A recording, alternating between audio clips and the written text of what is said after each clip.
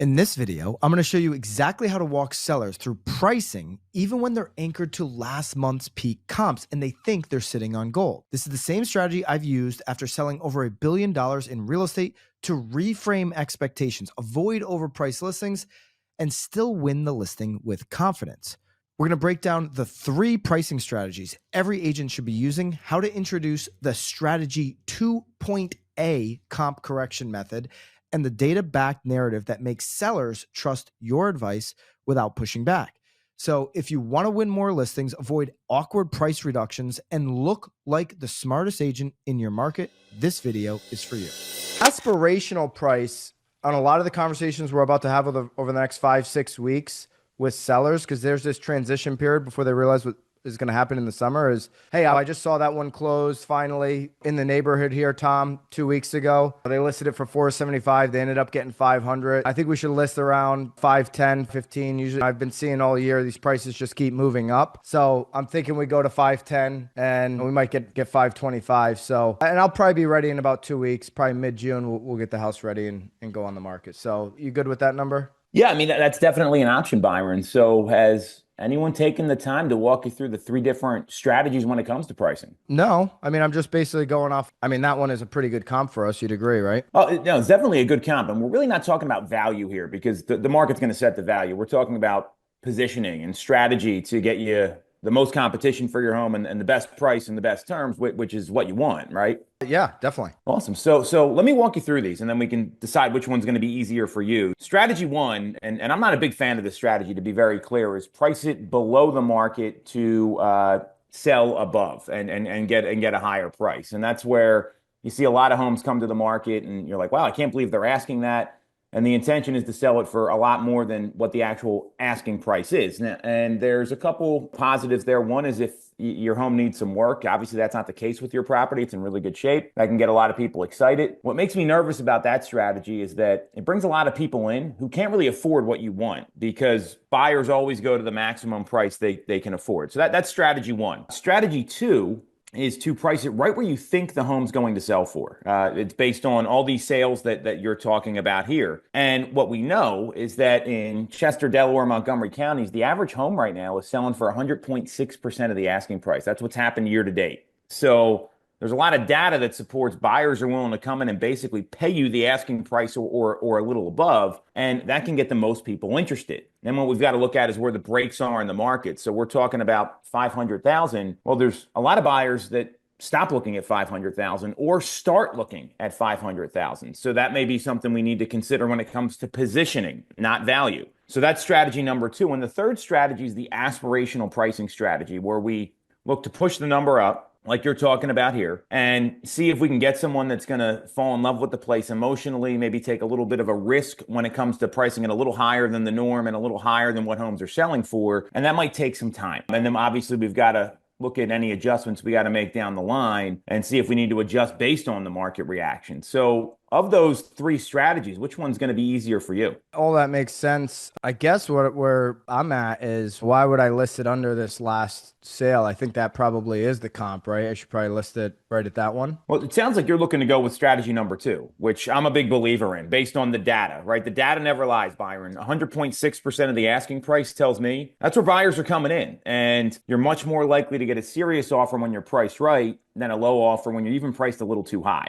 So sounds like we want to price it right at that last sale, 123 Banana Street. That makes a lot of sense to me. Then we can go in and move ahead from there. And that's exactly right. And so a couple things Tom did there. He labeled what he didn't want. He didn't want to go below. So he labeled that. You can do, you can flip that and you could start with aspirational and label that being for properties that don't have a comp. They were built above the neighborhood, whatever. So you can label the fringes of the direction that you don't want to go into. Something I might start talking about here, guys, here on the other side of Memorial Day is, hey, Tom, that's great. Can I also give you kind of like 2A on this strategy here of moving forward with the comps? And I might just talk to them like, hey, this number that you're seeing in June, that you just saw close in May and June, that is the peak of the market. And we can go back 25 years and see that come July closings are really what's going under contract today, guys.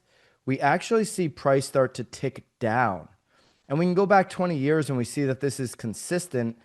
These are our local numbers, but we can also match that up nationally, where July starts to just slightly, not a huge drop off, but month over month, July starts to tick down on sales price, whether it be national or local. And almost every market's identical to this, guys. This is a national number. And so if we're strategy 2A to this is if we're going to price it at the comps. Well, the comps that we're pricing it at are the highest price of the year. So is that truly a good comp on a move forward basis when we look 45, 60 days out from our closing? What do we have right now? And what is everybody seeing in their markets? The national numbers reflect it. We all of a sudden in the last 2 or 3 weeks, even in low inventory markets, certainly high inventory markets have been seeing it. The last couple of weeks, we see a surge in new listings. For 2 weeks in a row nationally, we've had new listings go up over 80,000. That's peak season for new listings coming onto the market. So we've seen a surge in new inventory coming onto the market.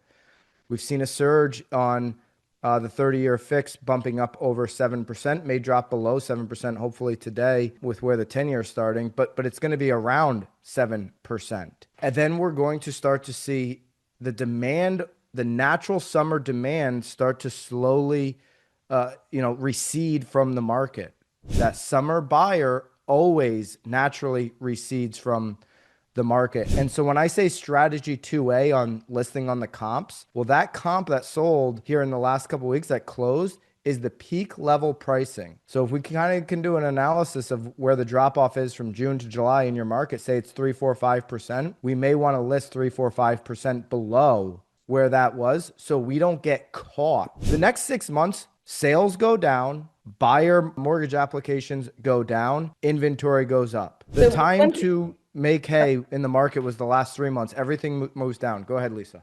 So I was going to say, one of the things that I talk to about comps with my agents are that the closed are the past. Those tell us what the market was. The pendings tell us what the market is doing, and the active inventory tells us what the market will do. And so super important when looking at the closed listings to be able to look at what was the market doing on the date, not that it closed, but on the date that it was listed. So Byron, I agree exactly with what you're saying, but if you can break it down super like basic like this for a consumer, we find that it helps in the conversation. It's funny because like in real estate, we talk about the science and the artistry, and pricing homes is an art.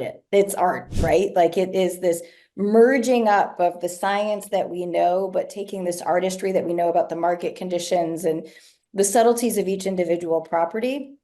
And so being able to help consumers understand if a property is on the market today, but it's been on the market for 19 days. Is that property going to sell for over asking? Probably not, right? And so it's really important to help a seller understand that just because that comp is on the market today and it's priced at, in this example, 500,000, it doesn't mean that it's going to sell for 500,000, and it's definitely not selling for 525. Right. So if we're competing against a direct comp on the market, we need to price a little bit underneath that because that property is not going to sell for even the asking price. Right. So maybe this helps with some of it. Like, so being able to take your peaks, Byron, and say that those peaks, we have to look back at all of the properties that closed on that date. When exactly what you were saying, when did they actually get listed, and help the sellers understand it that way? Exactly it. Yeah, that's exactly it. When they got listed, that's like Lisa says, and she says it better than I do, but that's a reflection of where the market was in the past.